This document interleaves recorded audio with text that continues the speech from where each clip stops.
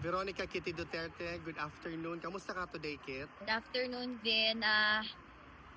This visit, I think, was unlike the other visits. There was an incident in the DU, but I'd rather not further elaborate for his privacy. Pero konsumisyon, yun ko atong tawhana kay perte jud na perting gahia sa ulo yun. So, medyo nagkaano kami doon. Pero okay lang naman siya.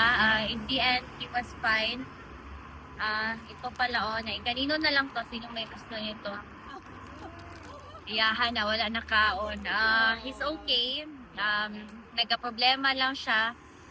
And then after we solved his problem, naghingi na siya ng balita sa Pilipinas. Is there something na sinabi mo sa kanya about sa nangyari sa Pilipinas that you can share with us also? Yes, so yesterday I informed him of the protests in EDSA. Then today I informed him if tama ba yung pagkabasa ko, extended until July tomorrow, 'di ba? Extended until tomorrow. At saka medyo madami ng tao, tapos I told him na nag-red alert na. Sabi niya lang, maiksi lang yung sinabi niya. He said, sa mga Pilipino, pagpatuloy niyo yan. So, take it out however you think it means. Yun yung sinabi ni PRRD. Kasi sa abuso nila sa atin, no, darating yung panahon na mapupuno talaga yung Pilipino. So, ipagpatuloy nyo yan. Yan yung sabi ni PRD. Pero ba kayong question, guys, from the crowd? Wala question yung classmates.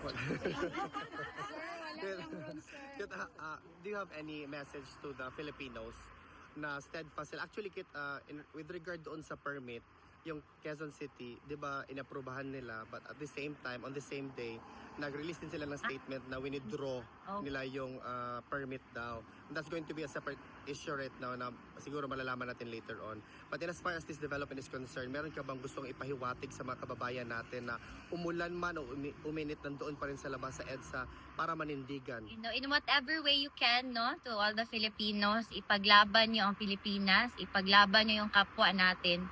Kasi hindi sila titigil hanggang tayo na talaga yung magtayo para sa sarili. Veronica, Hopefully everything is peaceful.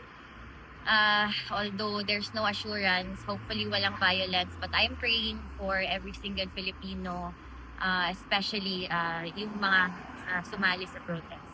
maraming salamat, Kitty. Mabuhay ka. Okay.